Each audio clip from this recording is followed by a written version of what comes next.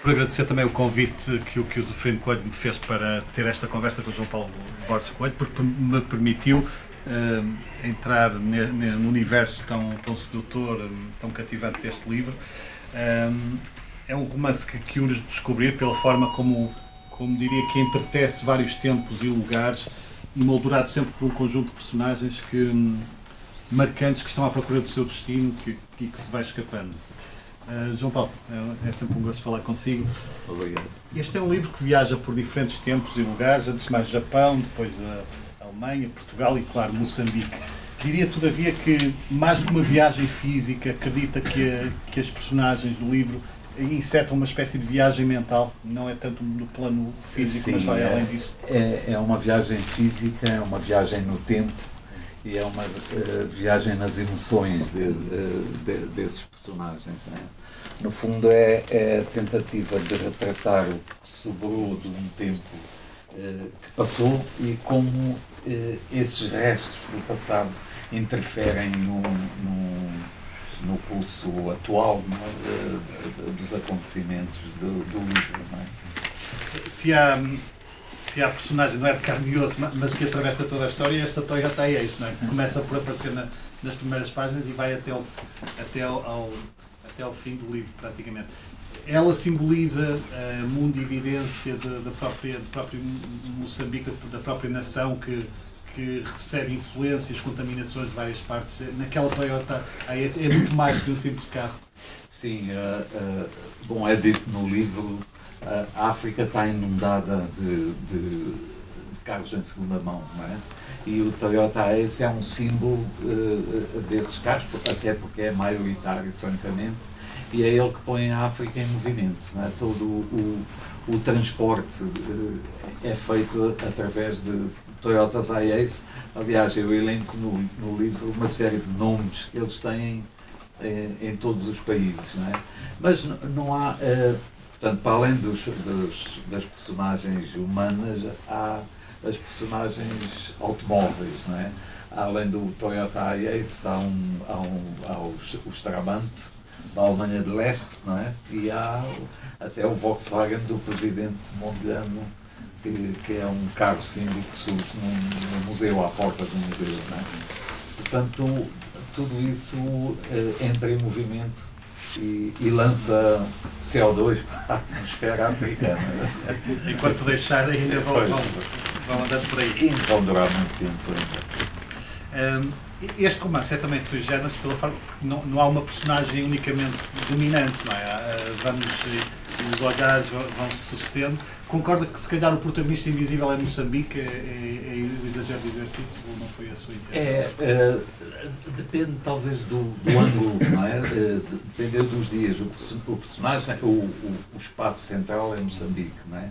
E tal como há um espaço central e depois há outros ancilares ou satélites, não é? Sei que há o Japão, a Inglaterra, a Alemanha, a França, o Vietnã, o Laos, a África do Sul, portanto, e outros que não ocorrem agora. Há também uma série de personagens ligadas não só a esses espaços, mas também produtores desses espaços. Não é? Penso que as pessoas imaginam e produzem as paisagens onde se movem. Não é? E, portanto, há mais uma gama de personagens terciárias, se quisermos, que estão ligadas a espaços específicos. Não é? Até o Gargo Coutinho, que tem um espaço que é definido por medições. Não é? Portanto, há máquinas, há paisagens e há personagens. Não é? Com figuras como o JJ, o Matsolo, o Coronel Damião, vários, podemos dizer que são arquétipos representantes de uma espécie do tecido social moçambicano e que estão ali representados ou não necessariamente? Há uns que são quase arquétipos. O Coronel Damião é quase um representante de uma casta, não é? que se tornou poderosa no decorrer deste processo. O livro situa-se grosso modo em 2010, 2012, né? Que é quando esse museu fecha. Né? Há outros que são mais deslizantes, não é?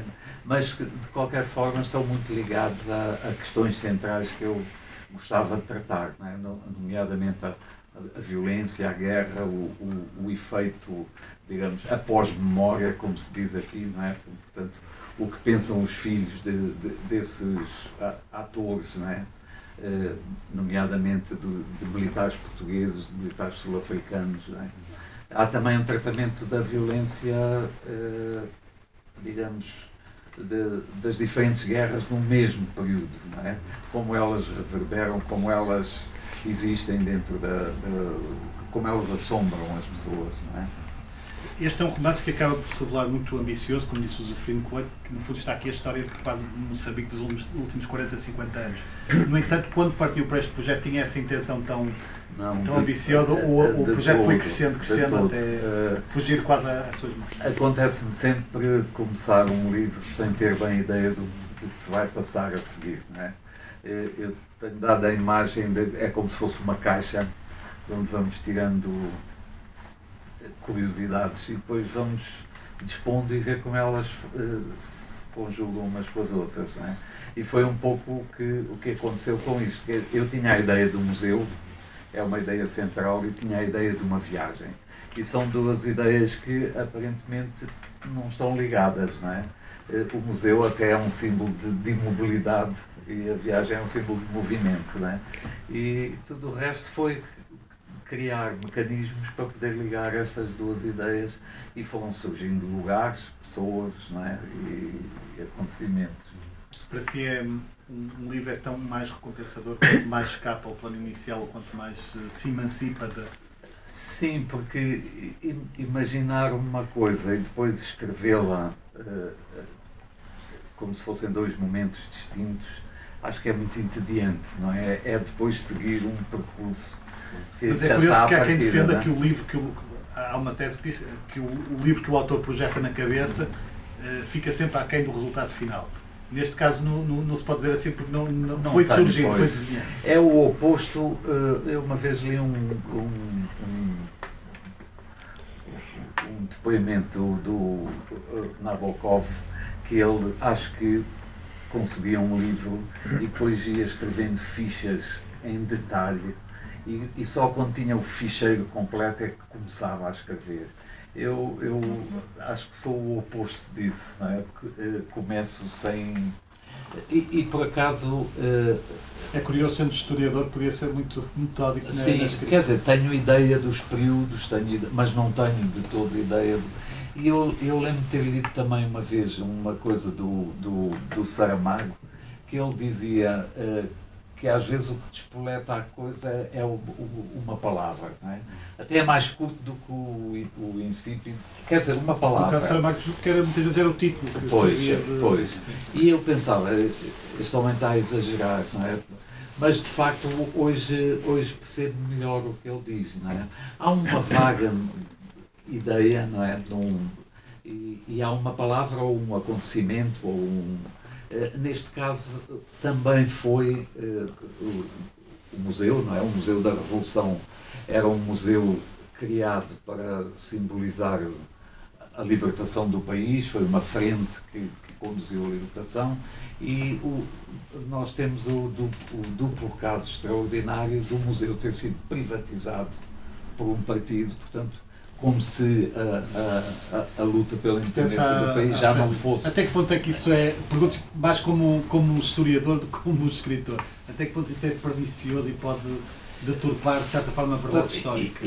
Não, isto é de alguma forma um balde de água fria em quem se identificava com este tipo de narrativa, não é? Por um lado. E por outro, o museu, passados uns tempos, encerrou, ficou vago se seria para ser remodelado, para ser modernizado, mas os anos passam e ele nunca mais abriu. Portanto, isto é extraordinário. E por outro lado, eu tinha uma vaga ideia, eu visitei algumas vezes aquele museu, e foi um museu que foi feito com a assessoria de coreanos do Norte, não é? Então há uma mistura também, há um ar meio religioso. Eu fui aluno e fui amigo de um historiador que foi a contraparte moçambicana do museu, e ele jurava-me que a uma determinada hora os assessores norte-coreanos juntavam-se para rezar ao fim do dia. Nunca ficou claro a quem é que eles rezavam, não é? Mas de facto, depois fiquei com a ideia vaga do museu e logo a seguir vi um texto muito curto, mas intrigante, de um poeta sul-africano que visitou aquele museu, e portanto tudo isso foi o ponto de partida para poder começar a cozer as coisas, não é? Há muitos exemplos similares pelo mundo fora de museus da Revolução?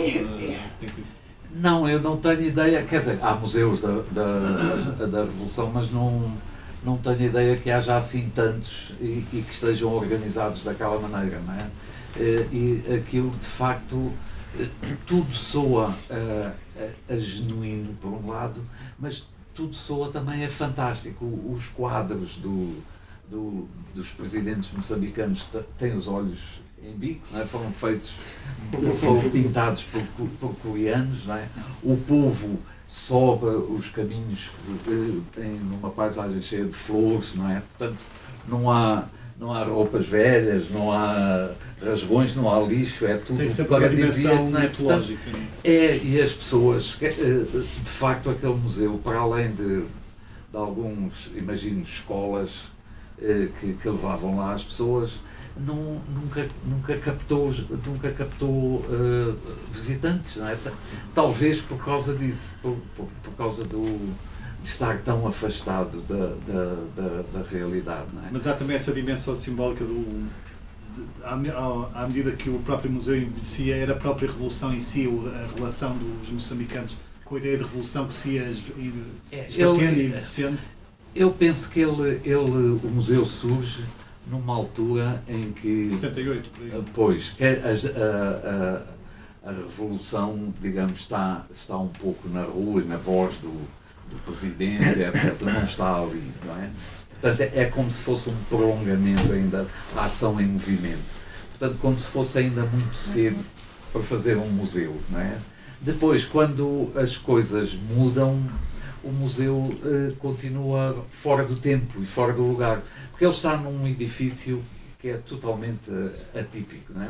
Parece uma casa comercial, e um prédio vulgaríssimo, não é? E eu até aqui, entre nós, penso que se calhar aquele prédio é apetecível para outros fins comerciais, não é? Se calhar vai-se fechar. Portanto, o museu foi perdendo, nunca teve grande importância, e logo a seguir foi perdendo completamente a importância, não é? Depois, quer dizer, além desse toque coreano, há também uma certa modéstia na decoração, nos objetos, quer dizer, nunca houve um grande investimento ali, não é? E eu penso que aquilo resultava como uma boa metáfora de todo o processo, não é? E só para terminar esse capítulo do museu, como é que as restantes forças políticas viam essa apropriação aquilo gerou quando foi anunciada a privatização, aquilo gerou alguma estupefacção, não é? Não gerou mais protestos porque, de facto, o museu tinha uma importância relativa na vida da cidade, não é? Mas, de facto, estupefacção do secretário do partido dizer: não haja aqui dúvidas, este museu não é do povo, este museu é do partido, não é? E tudo isto soa assim um bocado, as pessoas ficaram surpreendidas. Quer dizer, a luta era uma luta popular e o museu não é do povo, não é? Portanto, as pessoas também desinvestiram emocionalmente, não é, da sua relação com o museu.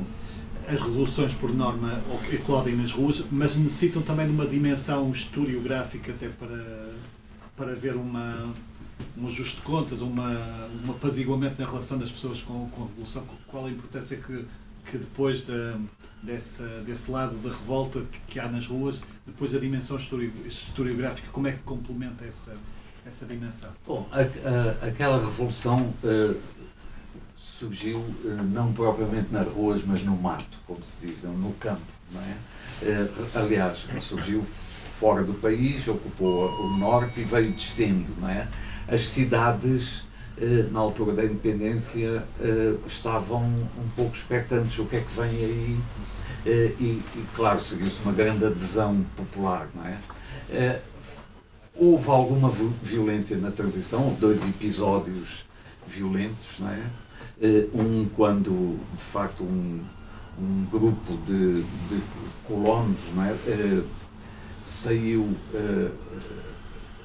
bom, não interessa entrar em muitos detalhes, mas entrou nos subúrbios e fez uma série de violências. Aconteceram coisas parecidas também em Angola. Depois houve um dia do mês seguinte em que foi ao contrário, e vêm as populações dos subúrbios a invadir a cidade, etc. Mas rapidamente esse período passou e portanto, não houve agitação de rua. Houve uma mudança de ordem e subitamente se passou para uma sociedade ansiosa e desequilibrada, como é aquela dos últimos dias do Império, para uma sociedade, um clima muito puritano, organizado e eu diria austero, não é? Porque começou a faltar tudo, etc. Não é?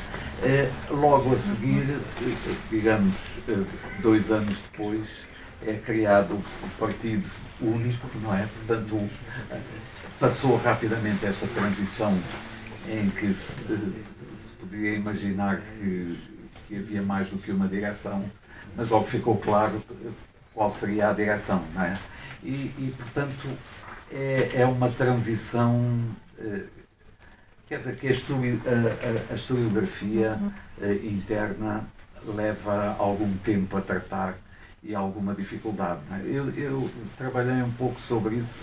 A questão que eu punha era de que maneira é que a historiografia pode dialogar com o discurso oficial do poder, porque o poder tinha uma narrativa, não é? Muito clara de como chegou até ali e como se iria caminhar para a frente. E aí a historiografia só podia tornar as coisas complexas, porque a historiografia não está para corroborar, não é? Está para questionar. E portanto, ela foi sempre usada de uma forma, eu não sei se era esse o sentido da sua questão, mas sempre foi usada, sempre foi olhada com uma certa suspeita. Mas houve pressões no sentido de haver essa adaptação? Não, pressões não houve muitas, não é? Mas houve desconfiança e houve uma certa marginalidade do discurso historiográfico. Quer dizer, era legítimo falar do século XVI, do século XVII, do século XVIII, do século XIX até, porque era necessário, de alguma forma, construir a narrativa para trás, não é? De onde se vem. Mas falar da contemporaneidade ali era uma coisa vista como talvez desnecessária e até perturbadora, não é? E, portanto, houve muito tempo, teve de decorrer algum tempo até a historiografia começar a usar, desafiar uma narrativa que, até por não ser desafiada, se tornou um pouco preguiçosa, não é? E um pouco positivista, não é? O caminho para, digamos, a perfeição era uma linha reta, não é? Então houve, mas antes da historiografia poder desafiar, veio uma guerra civil que essa sim, quer dizer, pôs em causa toda a limpeza desse percurso, não é? Mas afinal, se é de vitória em vitória que se caminha, como é que acontece isto, não é? E isso ajudou também de alguma forma a historiografia a emancipar-se, não é? Vamos só recentrar um bocadinho. Foi claro. Sim, eu queria voltar a essa questão que é muito interessante, mas só para não perdermos totalmente também a questão do livro, falando nomeadamente do papel do narrador, que é muito interessante. Ele é, diria, muito discreto, quase silencioso, vai aparecendo aqui e ali, mas não deixa talvez não omnisciente, mas tem até ali um papel de intervir, não é? Exatamente. Como é que descreveria o papel do narrador ao longo da história? Eu penso que havia 2 objetivos aí. Um era, digamos, a dificuldade crescente que eu tenho em falar pela boca dos outros, não é? Acho que é um pouco despodurado entrar na vida deles e, portanto, de alguma forma é um artifício para proteger uma identidade externa, não é? Por outro lado, isso também me permitiu fazer algumas incursões na reflexão sobre a própria teoria do romance. Afinal, o que é isto, não é? E isso permitiu-me dar a ideia de que, além da realidade, há histórias que se constroem sobre essa realidade. E, de facto, tanto o narrador como se quisermos, já é a personagem principal, estão sempre a presumir e a inventar histórias sobre o que vai acontecer ou explicações sobre o que já aconteceu. Então há aí uma sobreposição do real fictício e do inventado pelo diálogo dos dois intervenientes. Hein? Portanto, esse foi o objetivo do... Eu só queria citar também uma passagem do livro que achei muito interessante, em que o João Paulo, a dada altura, escreve: o passado não diz nada, limita-se a fazer eco de todas as nossas indagações e a devolver-nos, olhos nos olhos, as nossas perguntas. É mais o historiador ou o escritor que diz. É tudo mesmo. Mas é sobretudo, quer dizer, a questão é para que é que serve o passado, não é? Porque hoje se oscila entre um passado poderoso que infeta tudo e não permite o presente, ou um passado completamente inexistente. E de facto anda à volta de tentarmos... Mas também é algo perturbador, ou seja, nós podemos fazer o passado e interpretá-lo como quiser. Sim, o passado perturba-nos, nós podemos manipulá-lo, mas ele está lá e há vários passados, não é? Há passados que em algumas personagens determinam diretamente a ação, não é? Como a procura da mãe, ou portanto intervêm diretamente, e há outros que assombram e obrigam a determinados comportamentos, não é? Como a sul-africana que procura entender o que foi o pai, não é? Portanto, são dimensões diferentes e é um pouco esse jogo, mas é como quer dizer, no fundo, nós usamos o passado, mas não temos o passado a proteger-nos. Nós temos que resolver o problema do presente com mecanismos do presente, não é?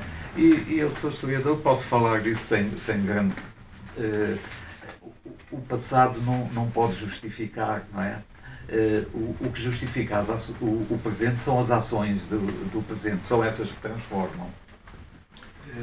É historiador, o João Paulo é historiador do chamado do passado recente, o passado que ainda mexe. É mais a contemporaneidade. É mais desafiante, apesar de ser aqui e acolá mais incómodo e de, porventura, suscitar alguma desconfiança por parte de algum poder. Seria mais cómodo mexer num passado de séculos atrás até. É muito mais incómodo e digamos que as dificuldades se põem não a nível forçosamente da censura ou da polícia, não, isso não acontece, mas por vezes o passado recente vem assustar-nos. Eu dou um exemplo. Com base em documentação colonial, eu segui uma rede de informadores da polícia e da PIDE, não é? E na documentação colonial a rede tinha 5 pessoas e na documentação colonial só estavam 4 nomes sempre. E havia um que era referido apenas como o informador.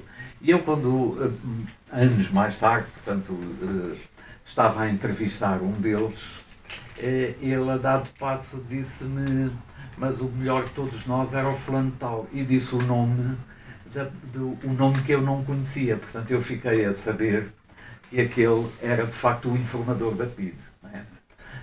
E este fulano da rede nacionalista disse-me: amanhã podemos ir à casa dele, que eu sei onde ele mora e podemos conversar com ele.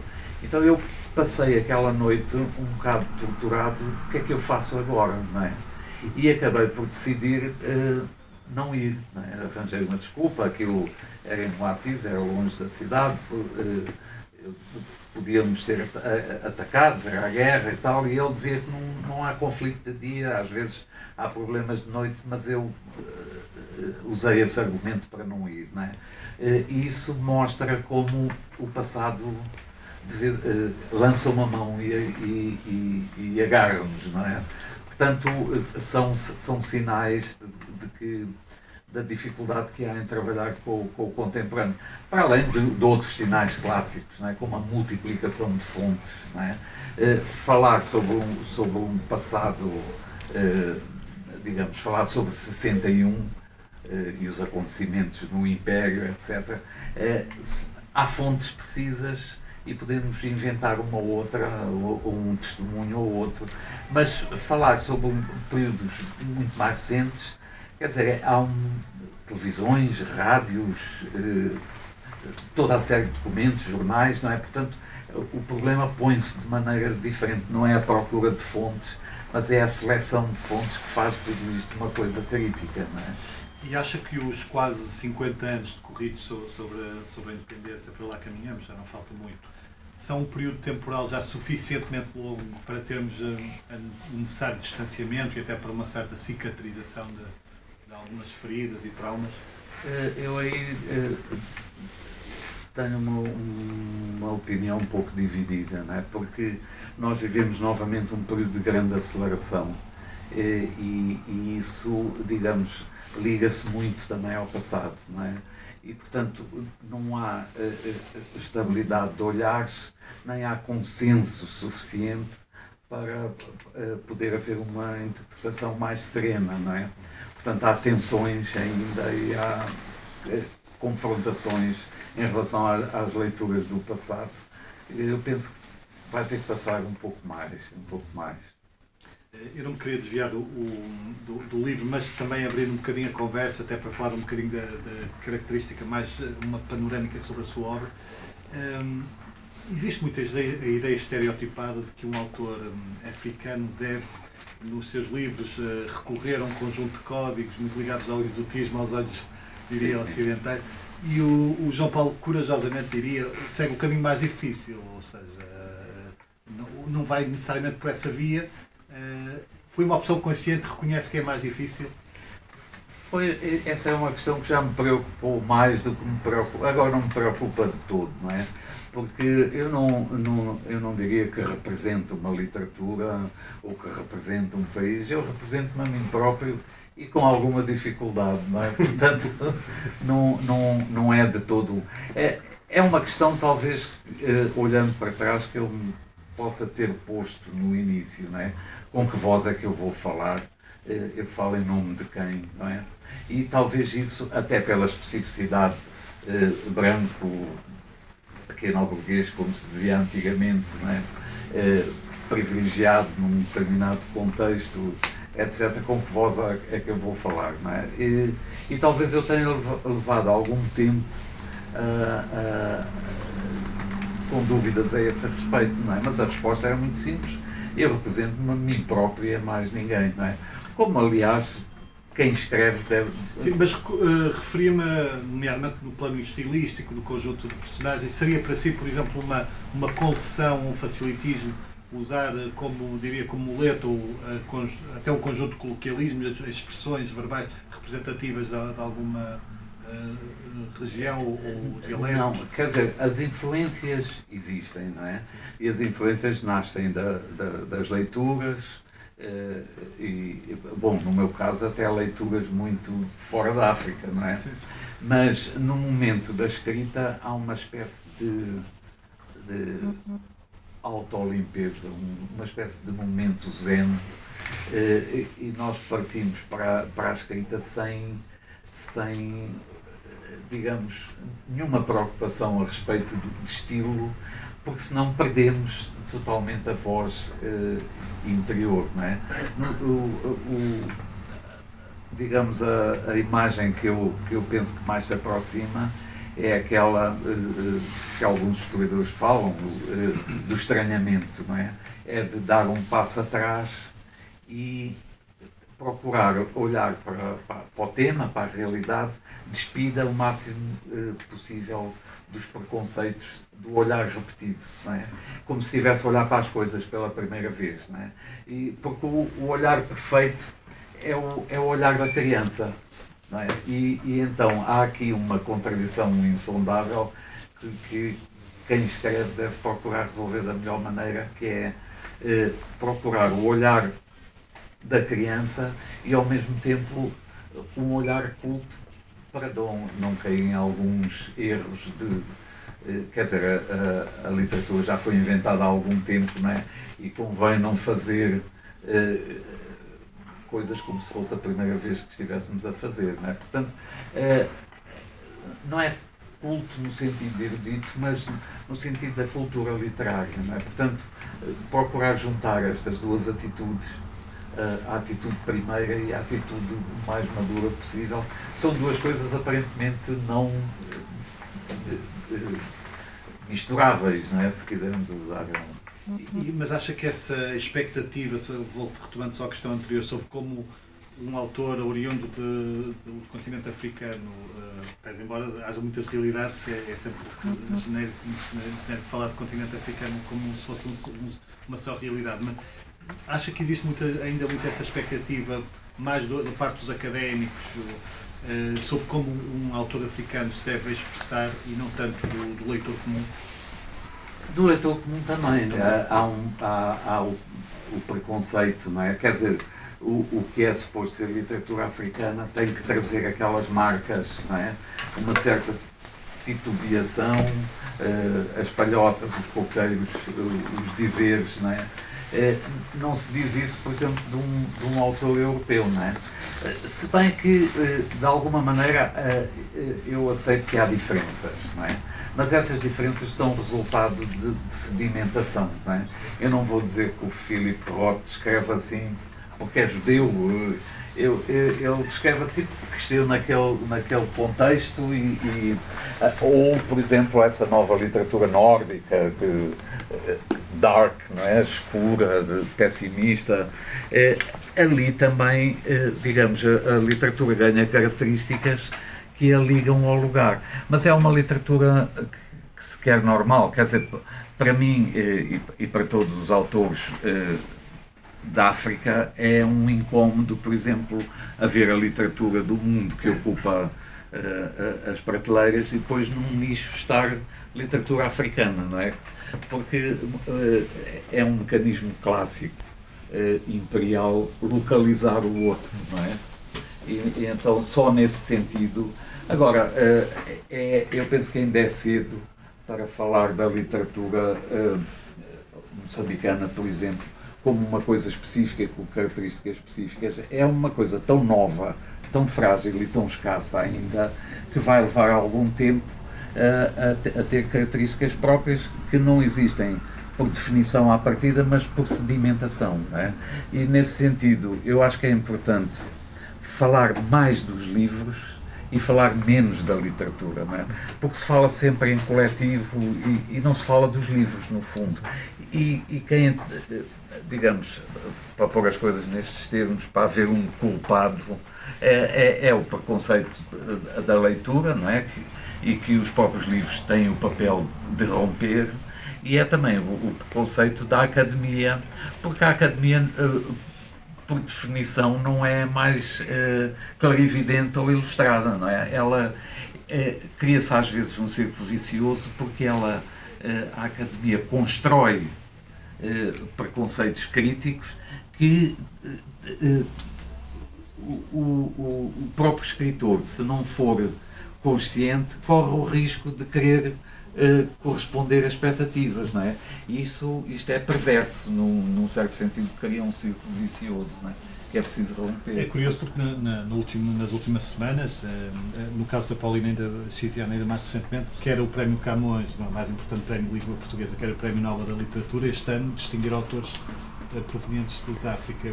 É sinal também de alguma mudança, de uma maior atenção, ou é cedo para fazer juízos? Eu gostaria que fosse, não é? Eu gostaria que fosse e fiquei muito contente por ser uma mulher negra. Houve a discussão da raça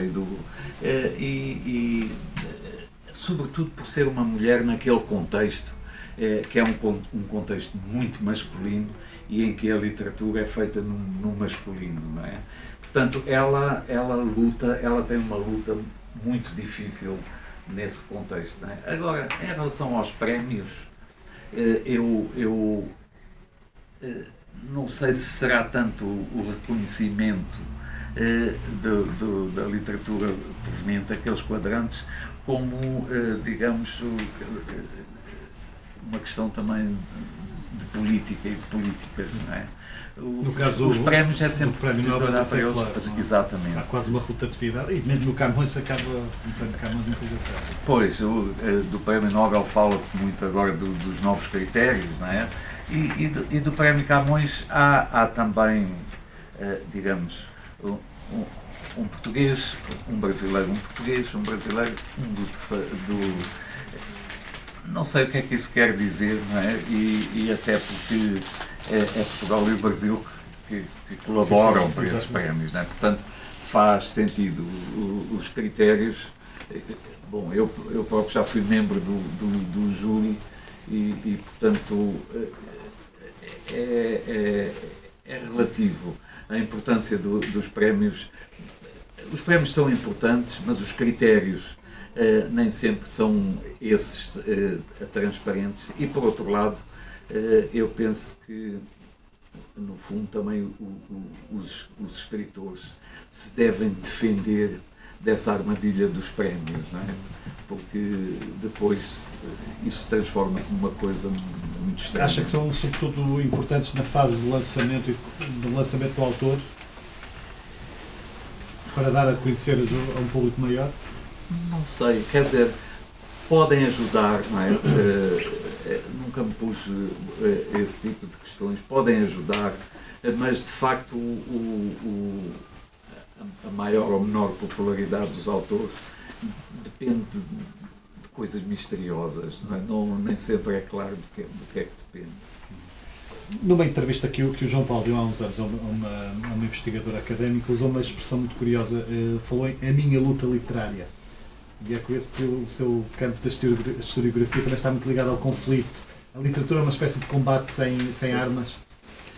Não, talvez essa expressão não corresponda tão claramente àquilo que eu penso acerca da literatura. A literatura é um espaço pessoal, não é um espaço nem competitivo, nem é um espaço de carreira, é um espaço de liberdade. Sim, não é? Por isso eu procurei a liberdade. O plano pessoal, não é? Assim, da sua luta. Pois, é uma luta, se quiser, pela liberdade, pelo não compromisso com o que quer que seja, não é?